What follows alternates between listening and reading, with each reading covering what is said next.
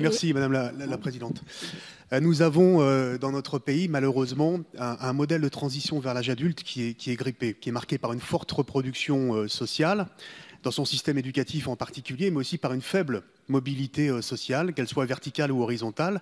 C'est-à-dire aujourd'hui, quand vous êtes fils de cadre supérieur, vous avez 50% de chances de devenir vous-même cadre supérieur. C'est 10% pour les enfants d'ouvriers.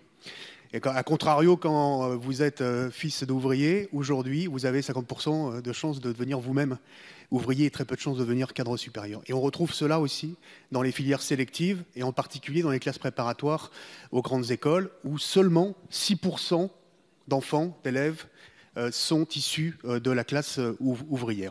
Si on regarde le chiffre aujourd'hui des boursiers qui sont inscrits à l'université, dans les premières années de filière de l'enseignement supérieur, plutôt, 60% sont à l'université, 14% dans un IUT, 21% dans les sections techniques du supérieur et seulement 4% dans les classes préparatoires aux grandes écoles. Alors, certes, le taux de boursiers a évolué depuis 2008 parce qu'il y a aussi eu des réformes du système de bourse qui a élargi aussi les possibilités. Et donc aujourd'hui, dans les classes préparatoires aux grandes écoles, on a environ 30% de boursiers dans les classes préparatoires aux grandes écoles. Mais dans le système d'enseignement supérieur en général, c'est 40%. C'est les chiffres qu'a donné Madame la Ministre lors du débat sur le budget.